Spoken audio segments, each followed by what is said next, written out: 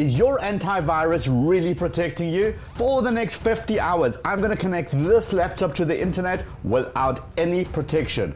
No antivirus, no firewall, no VPN. This laptop is going to be a sitting duck. Let's see how long it will take for this laptop to be riddled with viruses. Okay, the moment of truth. Connecting to the internet in 3, 2, 1. That was a bit anticlimactic. Anyone else thought that the moment we would connect, we would get hit by 1 million viruses? I mean, that's what we're constantly told, right? Just making a connection to the internet didn't do anything, which kind of makes sense. But maybe it just needs a little bit of time. So let's leave it for a couple of hours and see what happens before we step it up a notch. Okay, it's been about 6 hours. Time to check in on the laptop. And, well, everything looks just fine. Let's go from being passive to being active. So until tomorrow, I'm going to run a script called Smokescreen that opens up random websites. Let's see if we get infected just casually browsing the web. And if nothing happens tomorrow, well, we're going to step it up a notch and surf those dodgy websites. It's the next day. The computer is still up and running. I cannot see signs of anything that's obviously wrong. One way of getting malware is through ads that you see on various websites. Even the FBI has issued a warning about that. Whilst the ad networks are actively blocking malware and dodgy sites, the malware creators are still able to get through those filters. Since in the first 24 hours I only visited legit and reputable websites, there were no issues. But what happens if I surf adult content websites and file sharing websites, which are notorious for being kind of the Wild West? Well, let's see.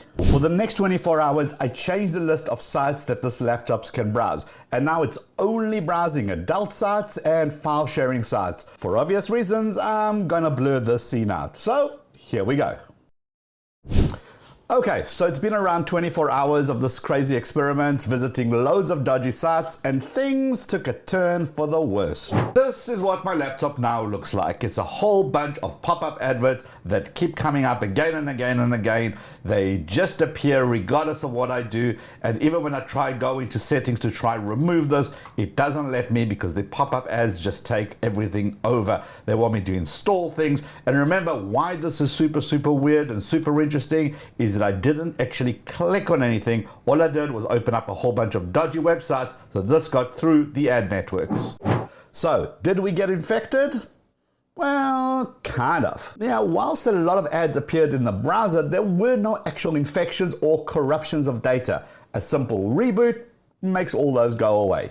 So, in 24 hours of browsing dodgy sites and not downloading anything or clicking on any videos or ads, we got a minor hit. But I'm not 100% sure that no malware is actually hidden in the system. You see, a common misconception is that you will instantly know if you got infected. That is not true. Malware that gets onto your system wants to keep hidden so it can perform the task that it needs to do. Like ransomware needs to encrypt your entire data before letting you know that you're screwed. So a quick way to tell if your computer is infected is when you notice things are slow and sluggish. Malware needs a lot of resources to operate, so open up your task manager and see what is using up your computer's memory and CPU. Sort it by memory usage and then CPU, and see if there are any weird programs running that you don't know what they are. If you do see something that's using a lot of resources, Google the name and it will tell you if it's legit or not.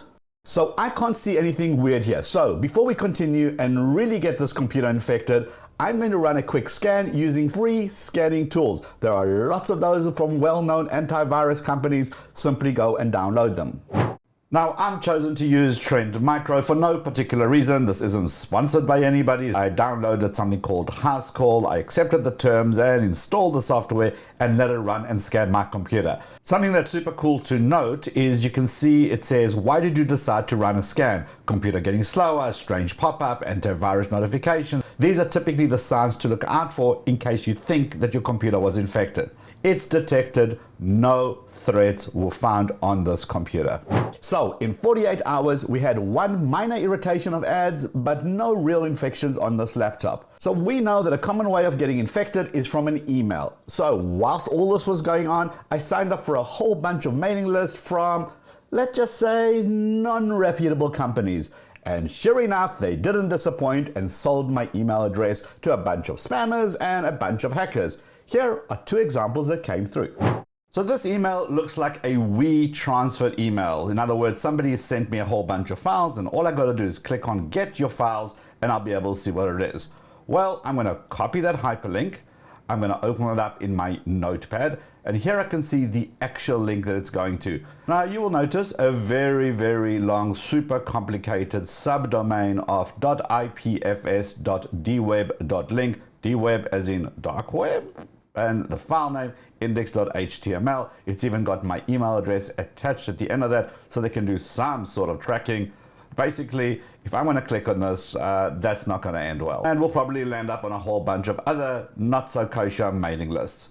So the next email that I received was an attached invoice and packaging list, which obviously is an HTML file. So I'm going to save that to my computer. I want to go through that code before I open up this HTML. I know it's going to be dodgy, but let's see what it's all about. Here we've got the style of the email, in other words, just the fonts that it's going to use. It then looks at the background image, which is stored on something called SendGrid, which SendGrid is essentially a email marketing platform. Where it gets interesting is that it looks like this is a form, and a form that is hosted on submit-form.com. And it looks like it wants my username and password. So there's no malicious code in this HTML by itself. But this might have even got through antivirus if you had it installed. So let's open up the HTML and there it is. Allegedly, there is an invoice behind that I cannot see until I sign in to view my invoice. And of course, the second that I do that, they're gonna get my email address and they're gonna get my password.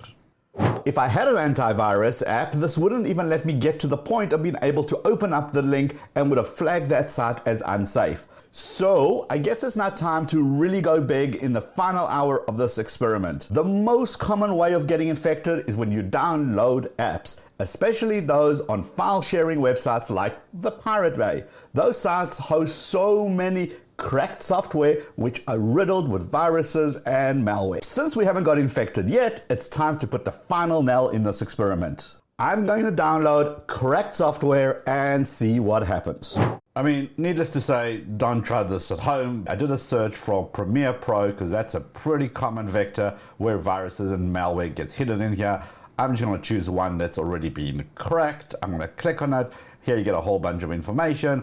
I'm not going to teach you how to torrent. If you don't know that, look it up yourself. And I'm going to download the software. Once I download it, I'm going to install it. And then let's see what happens.